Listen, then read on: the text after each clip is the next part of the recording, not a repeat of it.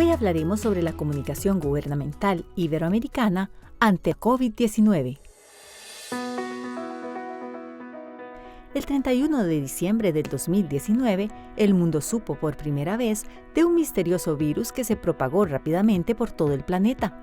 Nos referimos al COVID-19, una enfermedad que fue declarada pandemia por la Organización Mundial de la Salud en el 2020. Durante más de 2 años, los gobiernos de cada país recurrieron a diversas formas para comunicar los datos estadísticos y dar a conocer las medidas sanitarias a la población. Hoy, analizaremos cómo fueron esas vías de comunicación en la época de pandemia.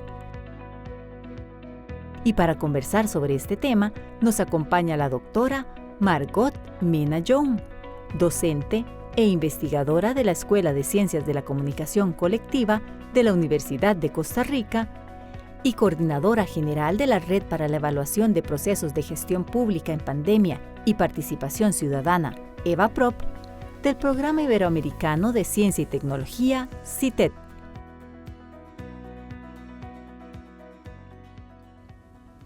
Margot, bienvenida a Conciencia. Le agradecemos que nuevamente nos acompañe y que haya hecho un campito de su apretada agenda para compartir un tema muy interesante con nosotros el día de hoy. No, muchas gracias, don Gustavo. Yo muy feliz de volver aquí al canal y poder conversar de lo que estamos haciendo en el Centro de Investigación en Comunicación. Muchísimas gracias. Y casualmente hablar de la comunicación gubernamental iberoamericana ante la COVID-19. Un tema desde que usted me lo compartió me fascinó, dada la importancia de la COVID y ese cuadro comparativo que vamos a tratar de hacer en estos 28 minutos con 8 países que abarcó este estudio de ustedes. Pero antes coméntenos sobre el Programa Iberoamericano de Ciencia, Tecnología para el Desarrollo. Ciencia y Tecnología para el Desarrollo, sí, que ustedes llaman CITED. CITED. Esta red que estamos trabajando, que está vigente del 2022 al 2025, se ampara en estos mecanismos que tiene el Programa Iberoamericano de Ciencia y Tecnología para el Desarrollo, CITED, que cada año abre espacios para que podamos trabajar de forma integrada y de forma comparativa dentro de la región iberoamericana. CITED se formó desde 1984, son 21 países los que son signatarios, los que ponen fondos para que se pueda trabajar de esta forma. Y se trabaja en líneas que son integradas desde la Asamblea General y desde las áreas que sean declaradas prioritarias para muchos de los países y poder trabajar de esta forma. Entonces, cada año se abre más o menos en abril, ahorita la tienen abierta, la convocatoria para redes temáticas que al menos tiene que estar formada por 6 países. Y esta obligación es en realidad no solamente un reto, sino la posibilidad de hacer cosas muy diferentes desde la interdisciplinaridad, la pluridisciplinaridad y poder incluso no solamente comparar resultados, sino los marcos teóricos y metodológicos con los cuales trabajamos un problema. Entonces creo que es una opción muy interesante y ojalá más personas, más instituciones pudiéramos optar por estos mecanismos. En el caso de la Universidad de Costa Rica, es la primera vez en la historia que tenemos la coordinación general de una de estas redes y una de las cosas que siempre destaco es que es desde las ciencias sociales, donde creo que es un espacio muy interesante en las ciencias sociales para amalgamar todo el aporte que el resto de ciencias puede hacer en beneficio del ser humano y de la colectividad. Se llama la atención porque habla de ciencia y tecnología desde la perspectiva de las ciencias sociales, eso muy interesante. Sí. También le quiero preguntar qué es la red EVAPROP, que está, ya usted mencionó el tema de la red. Sí, en esta convocatoria, la convocatoria salió en el 2021 y donde yo vi esta convocatoria en el área de ciencia y sociedad, lo que hacía era hacer esta consulta a los países iberoamericanos de cómo los sistemas nacionales de ciencia y tecnología e innovación de los países enfrentaron los retos de la pandemia por COVID-2019. Entonces, en el ánimo de lo que estamos trabajando, que es mucho esta amalgama de disciplinas, la idea era específicamente no centrarnos en salud, sino cómo ciencia y tecnología desde los entes rectores de cada uno de los países enfrentaron la pandemia. Y en el caso de Costa Rica ya yo tenía, por ser ciudadana costarricense y haber vivido la pandemia como todos, esta percepción de que desde el Ministerio de Ciencia y desde los entes de ciencia, quienes más habían aportado eran las universidades públicas. Y que en realidad lo que yo había percibido más del ente rector, en este caso de ciencia y tecnología, era más en telecomunicaciones que en ciencia y tecnología. Entonces me pareció muy interesante poder verificar cuánto habíamos hecho de desarrollos científico-tecnológicos, cómo estuvimos comunicando a la población lo que estamos haciendo en ciencia y tecnología, y que eso cobró un detalle distinto en cada uno de los países. En ese momento muy intuitivamente colocamos esta pregunta de cómo ciencia, tecnología e innovación enfrentó la pandemia desde un ámbito de política pública, de comunicación y de participación ciudadana, que es precisamente este año el que empezamos ya con participación ciudadana. El 2023 fue más centrado en comunicación. Claro, ya usted lo dijo, pero quiero que profundicemos un poquito. Iniciativa suya, se lanza la idea, al menos 6 países, hay 8 países. Coméntenos cómo se dio ese proceso participativo de los países iberoamericanos en este proyecto de investigación. Y qué bien, porque esa pregunta me hace devolverme un poquito a la importancia que tiene la internacionalización de la Universidad de Costa Rica. Yo pude contactar a pares en cada uno de estos países, contacté más de 8, yo creo que al menos contacté 10, pero en este tipo de cosas que casi siempre hay una ventana corta para poder entregar el proyecto, hace falta que la gente se comprometa, tiene que ser gente de un cierto nivel en cada una de las universidades o contrapartes en los países para que digan que sí y se suban a bordo. ¿Eran personas conocidas suyas? Eran personas conocidas mías, dado que la Universidad de Costa Rica siempre tiene este liderazgo. Siento que la universidad está en un punto en que creo que Costa Rica está en ese punto de no solamente estar esperando cooperación técnica, sino que la universidad es líder en muchos de los procesos.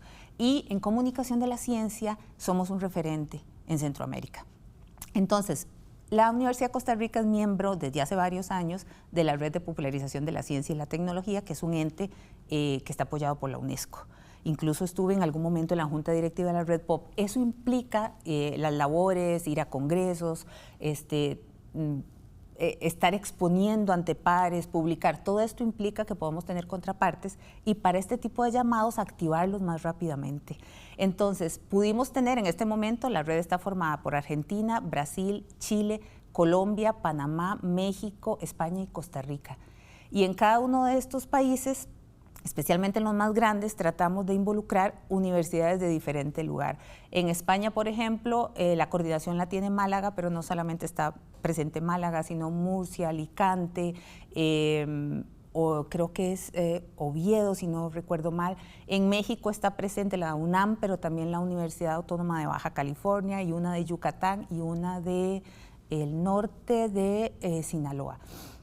Entonces vamos haciendo este tipo de trabajo de amalgamar esfuerzos al punto de tener más o menos 50 instituciones integradas en la red. Qué maravilla. Vamos a hacer una primera pausa, ya continuamos con todas y todos ustedes.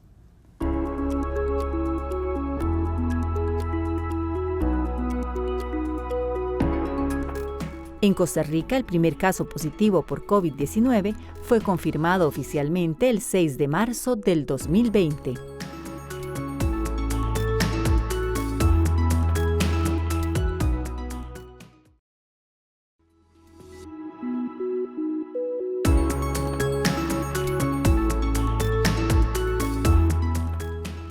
Muchas gracias por continuar con nosotros. Aquí en Conciencia estamos hablando con la docente e investigadora de la Escuela de Ciencias de la Comunicación Colectiva de la Universidad de Costa Rica, Margot Mena Young, sobre comunicación gubernamental en 8 países de Iberoamérica. Objetivos de la investigación, Margot. Ok, nosotros nos planteamos un gran objetivo, que era analizar este aporte de los Sistemas Nacionales de Ciencia y Tecnología e Innovación, con base un poco, con énfasis un poco en la comunicación y en los desarrollos científico-tecnológicos propios de cada uno de estos países. Pero para ello lo que hicimos fue empezar a dividir cada uno de los años de vigencia en diferentes objetivos específicos. Entonces el primero tuvo que ver más con las políticas científico-tecnológicas que se habían adoptado en los países, y esto implicó, al final salió un libro, una reseña de los 8 países, porque estas iniciativas político-científico-tecnológicas implicaban un poco la estructura de los gobiernos, cuál era el ente rector, a quién le competía qué cosa, y además cómo se elabora la política pública en cada uno de los gobiernos.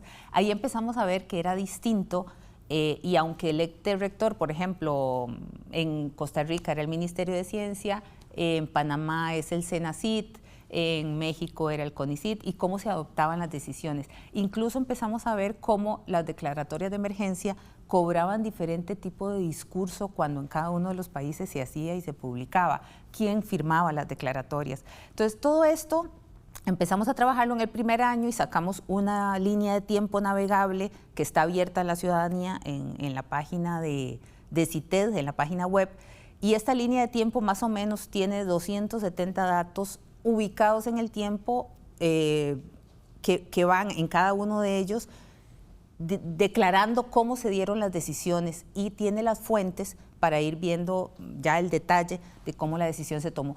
Ese primer año fue interesante porque la cantidad de personas investigadoras, teníamos que conocernos, teníamos que aprender a confiar unas a otras, el liderazgo de estar llevando la batuta virtualmente, porque estamos en lugares distintos, y la movilidad que CITED da en realidad es casi como para una vez, y no para las 50 personas, es como para una vez por año poder vernos presencialmente. Ahí es donde creo que la comunicación asertiva, cuando se lidera una red de estas, es muy importante, darle el espacio a cada una de las personas para que pueda dar su opinión, y al mismo tiempo saber negociar y cómo encontrarnos a mitad del camino. Y creo que esa es una parte que lo hemos logrado bastante bien ya para el segundo año de trabajo. Una muy breve descripción, porque lo que más nos interesa es los resultados, de la metodología que ustedes emplearon en los 8 países. Lo que estamos haciendo, el primer año hicimos este trabajo en cada uno de los países para poder sacar la reseña de política pública. El segundo año lo quisimos hacer distinto. Lo que hicimos fue empezar a trabajar algunas acciones muestra en los cuales los 8 países podían hacer artículos científicos, un estudio de artículos científicos para poder elaborar resultados que fueran de mayor interés y de mayor impacto. Lo que hicimos al final fue trabajar, por ejemplo, en temas clave: uso de mascarillas, aplicaciones móviles, la comunicación del primer caso, cómo se dio la comunicación gubernamental, y así sacamos, vigilancia epidemiológica, sacamos más o menos 10 acciones muestra, y dentro de ellas tenían que colaborar al menos 3 países. Y la consigna era tratar de, por lo menos, comparar de 5 a 8 países dentro de este trabajo.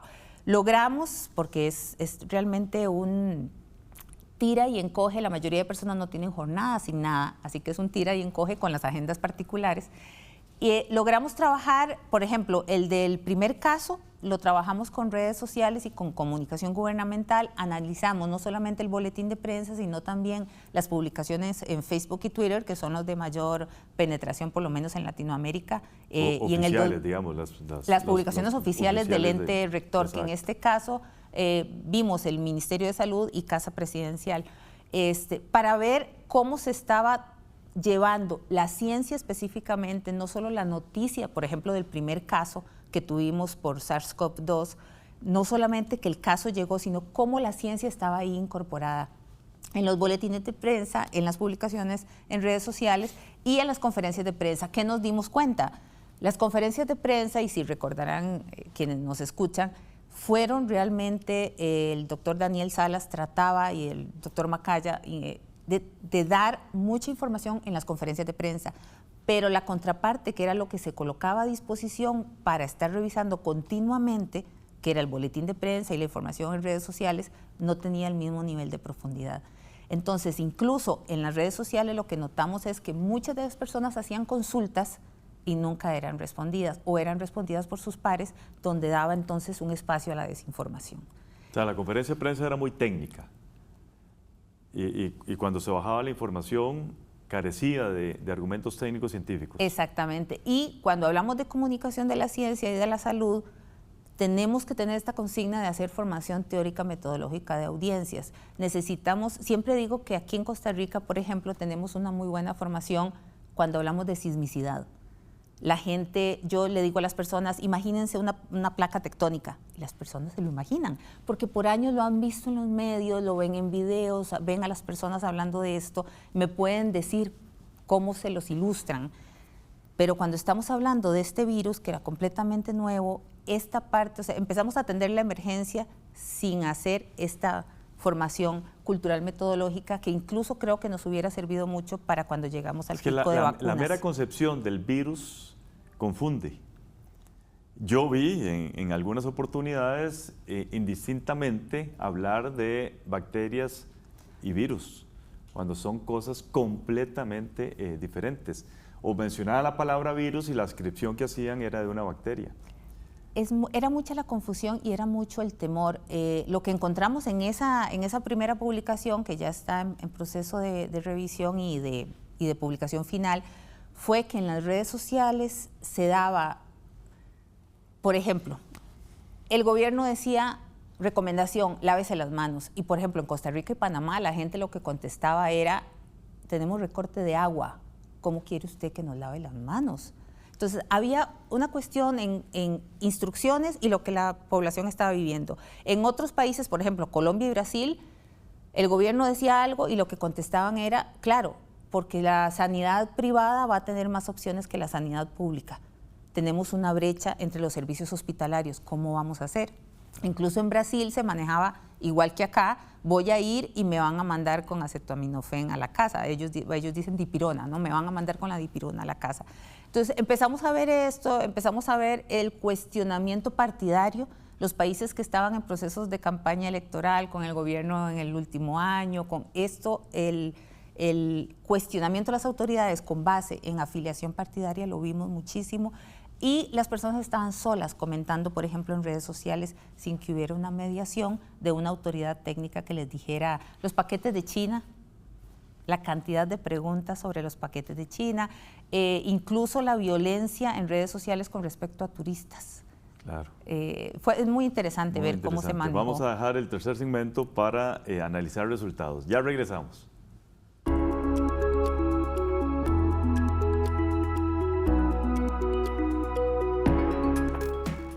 Los gráficos y cuadros permitieron tener una perspectiva del impacto de la COVID-19 en todo el mundo y comparar los datos entre países.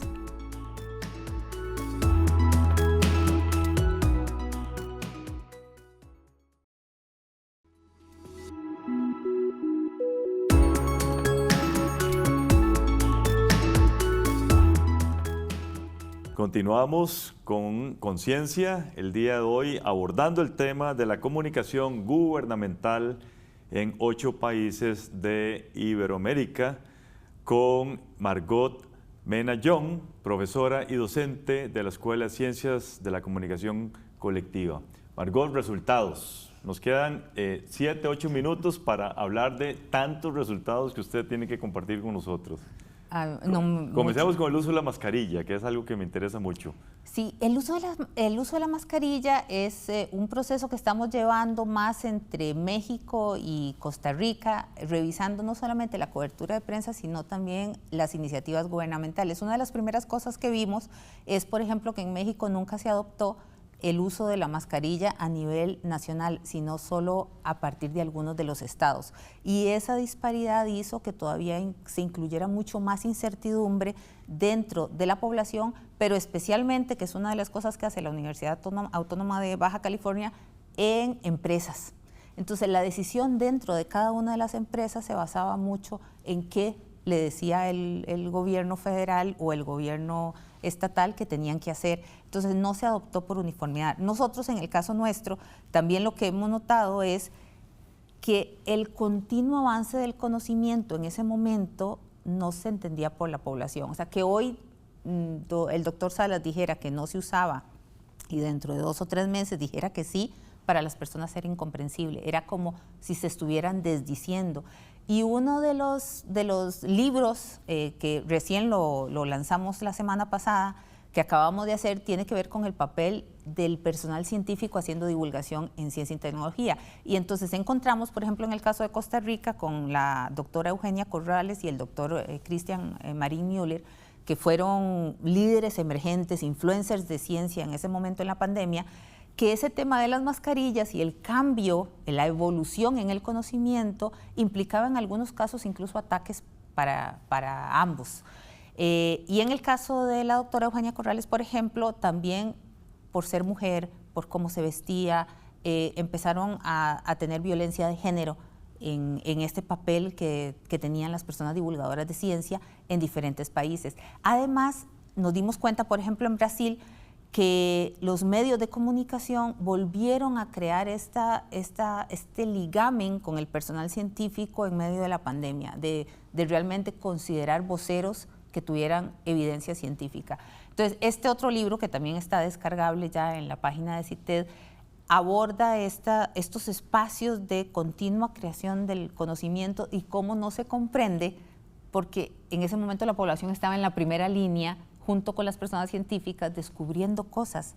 Entonces, en el caso de las mascarillas, eso nos dio esa pista de cómo la evolución del conocimiento y los diferentes papers con diferentes resultados estaban confundiendo a la población. En esa línea de la prevención, coméntenos sobre el aislamiento social en los diferentes países, que para mí eso fue bien interesante también. Sí, nosotros no nos hemos metido tanto estamos empezando en este segundo año que tenemos que ver, lo que estamos trabajando en este segundo año tiene que ver con esa creación de sentido que hacen las personas y que para nosotros es más fácil encontrarla en las redes sociales. Entonces estamos trabajando creación de sentido, ¿verdad? Cómo la gente se apropia y argumenta a partir de su conocimiento. Y la otra es lo que llamamos injusticia epistémica, o sea que todavía las personas no tienen el suficiente acceso a la información y cuando lo tienen no logran llegar al nivel de profundidad que esa información requiere. Con Quédate en Casa es uno de los hashtags que estamos usando junto con Frena la Ola y con vacunación para poder ver cómo la gente empezó a hablar en redes sociales sobre este tema. En el caso de Quédate en Casa, no lo trabajamos anteriormente porque no es un esfuerzo científico-tecnológico, sino que tenía que ver con una medida de restricción social, igual que cuando se pararon el ingreso por fronteras, por ejemplo. Entonces, de eso todavía no tenemos resultados, vamos a tenerlos durante este año en el libro que estamos haciendo en la actualidad, pero digamos que a nivel personal, una de las cosas también interesantes que he visto es que el hashtag que se utilizaba por parte del gobierno, las personas se lo apropiaban y lo convertían en un hashtag negativo para poder criticar las medidas y a las autoridades. La comprometo para hacer un programa posterior y hablar de todos esos resultados. Salud mental. Un tema clave. Lo está trabajando José Luis Arce, que se incorporó a la red el año pasado, a mitad del año pasado. En salud mental es muy, muy interesante.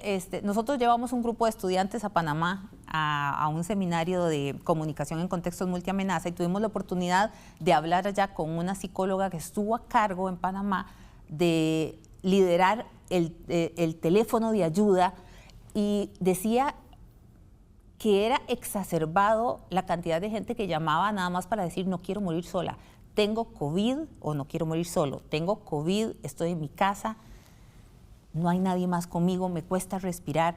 Y dice que esto no es solo un pico que afectó muchísimo a la población, sino al personal sanitario.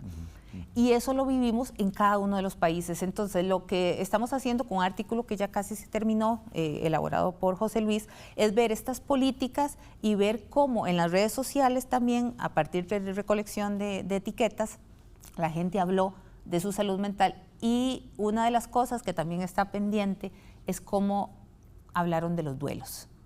Y creo que en pandemia es un tema muy interesante de trabajar el cómo expresaron su duelo públicamente. Sí, lamentablemente se nos fue el tiempo, pero la comprometo de verdad, Margot, para hacer un segundo programa cuando ustedes analicen todos estos pendientes a corto plazo. Otro tema, que nada más lo quiero mencionar, es el abandono familiar que sufrieron principalmente adultos mayores, que eso es de ponerle muchísima atención. Yo le agradezco muchísimo, demasiado interesante. Saludos a todo su equipo. Y ojalá que a corto plazo podamos incluso integrar a algunas otras personas internacionales en un segundo programa en esta temática. Yo les invito a descargar la información que está en www.cited.org/evaprop. Ahí pueden encontrar también como más detalle de las publicaciones y de los resultados que tenemos. Muy importante. Muchísimas gracias. Gracias también a todas y todos ustedes. Continúen con la programación de Canal 15 UCR. No sin antes ver nuestra sección Conceptos. Hola, les doy la bienvenida a Conceptos. Soy Catalina Lao y voy a definir y poner en contexto algunas de las palabras que se dijeron en el programa. Por ejemplo, lo que se dijo aquí. Cómo se dio la comunicación gubernamental y así sacamos, vigilancia epidemiológica, sacamos más o menos 10 acciones muestra. Se conoce como vigilancia epidemiológica al proceso a través del cual se realiza la recolección de datos, su análisis, interpretación y difusión de información sobre un problema de salud determinado. Esta es una herramienta esencial para la toma de decisiones en salud pública. La investigadora utiliza este concepto para referirse a los temas claves que trabajaron en cada uno de los países del estudio. Como señala la investigadora, estos datos sirvieron como material comparativo. También voy a definir la siguiente palabra. Voy a ir y me van a mandar con acetaminofén a la casa. Ellos dicen dipirona, ¿no? Me van a mandar con la dipirona a la casa. Dipirona es un analgésico que también actúa disminuyendo la fiebre y los espasmos musculares. Al igual que el acetaminofén en nuestro país, la dipirona es un analgésico suministrado por el Servicio de Salud Público de Brasil. La investigadora utiliza este concepto para referirse a la brecha entre los servicios de salud privada y pública y los diferentes accesos de sanidad de cada país. Esto fue Conceptos. Los invito a acompañarnos en cada programa de conciencia. Recuerde que puede ver este y otros programas en nuestro canal de YouTube y seguirnos en nuestra página de Facebook. Hasta la próxima.